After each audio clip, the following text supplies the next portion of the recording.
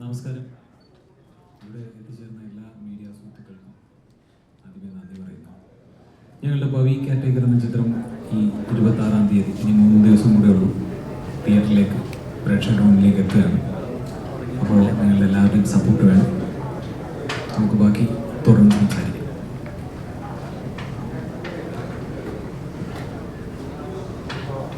നിങ്ങൾ ക്വസ്റ്റ്യൻ ചോദിച്ചിട്ട് answer ചെയ്യാന്നുള്ള രീതിയിലല്ലേ plan ഉള്ളത്?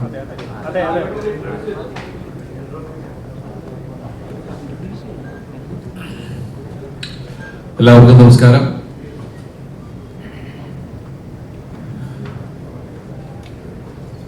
ഗ്രാൻഡ് പ്രൊഡക്ഷൻസ് ആൻഡ് ഡിസ്ട്രിബ്യൂട്ടേഴ്സിന്റെ പേരിൽ നമ്മൾ നിർമ്മിക്കുന്ന ചിത്രമാണ് പവി കെയർടേക്കർ.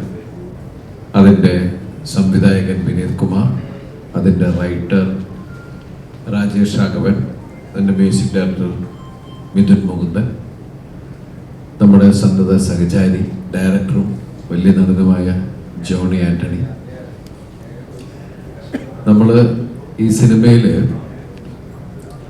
ഇതൊരു 100% ഫാമിലി എൻ്റർടൈനർ എന്നാണ് ഞങ്ങൾ പറയുന്നത്. ബാക്കിയെല്ലാം നിങ്ങളാണ് വിലയിരുത്തേണ്ടത്. ഇതിൽ മറ്റൊരുപാട് താരങ്ങളുണ്ട്. നമുക്കെല്ലാവർക്കും അറിയാവുന്ന അന്യഭാഷയിലൊക്കെയാണ് ഏറ്റവും കൂടുതൽ അവിടെ നായികയായി തുടങ്ങി ഇന്ന് ശക്തമായ കഥാപാത്രങ്ങൾ ചെയ്യുന്ന നമ്മുടെ പ്രിയപ്പെട്ട രാധിക ശരത്കുമാർ. ഇപ്പൊ ഇലക്ഷനും രാധിക ചേച്ചി കാൻഡിഡേറ്റ് ആയതുകൊണ്ടൊക്കെയാണ് ഇങ്ങോട്ട് പ്രൊമോഷൻ ഒന്നും വരാതിരുന്നത്. ഞാനും രാധിക ചേച്ചിയും ഇതിനു മുമ്പ് രാമലീല എന്ന് പറഞ്ഞ സിനിമയിലാണ് അമ്മയും മകനുമായിട്ട് അഭിനയിച്ചത്. അതിനുശേഷം ഇതിൽ വളരെ ശക്തമായിട്ടുള്ള SI മറിയാമ്മ എന്ന വേഷം ചെയ്യുന്നത് രാധിക ചേച്ചിയാണ്. അതുപോലെ ധർമ്മജൻ. പിന്നെ ഇതിൽ 5 പുതിയ നായികമാരുണ്ട്. അവരൊക്കെ നിങ്ങൾക്ക് ഇപ്പം അടുത്ത ദിവസം ഏപ്രിൽ 26-ാം തീയതി സിനിമ റിലീസാവാൻ പോവുകയാണ്. ആ സിനിമയിലൂടെ നിങ്ങൾക്ക് പരിചയപ്പെടാം. പിന്നെ ഇനി ചോദിക്കാനുള്ളത്, അതോ ഇവരൊക്കെ സംസാരിച്ചിട്ട് മതിയോ?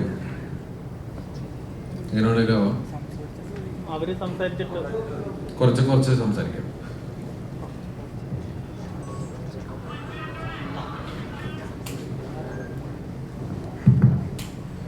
എല്ലാവർക്കും നമസ്കാരം. ഇപ്പോൾ ദിലീപേട്ടൻ പറഞ്ഞ പോലെ പവി കെയർടേക്കർ ഒരു 100% കുടുംബങ്ങൾക്ക് ഇഷ്ടപ്പെടുന്നൊരു സിനിമയാണ്. നമ്മൾ ആ ഒരു ജോണറിൽ തന്നെയാണ് അതിൻ്റെ കഥയുടെ തുടക്കം മുതലേ പ്ലാൻ ചെയ്തതും അതിൻ്റെ എക്സിക്യൂഷനും ഒക്കെ അങ്ങനെയാണ്. ഒരു 100% ഫാമിലി എൻ്റർടൈനറാണ്.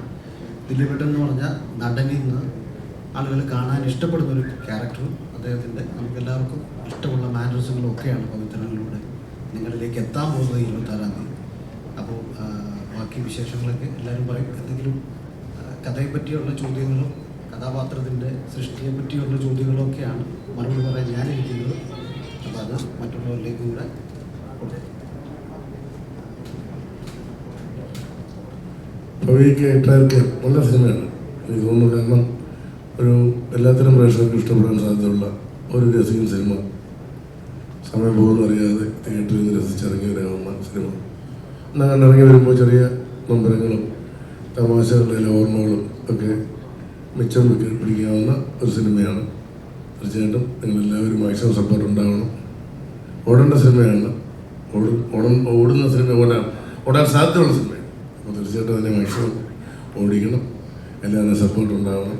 Thank you.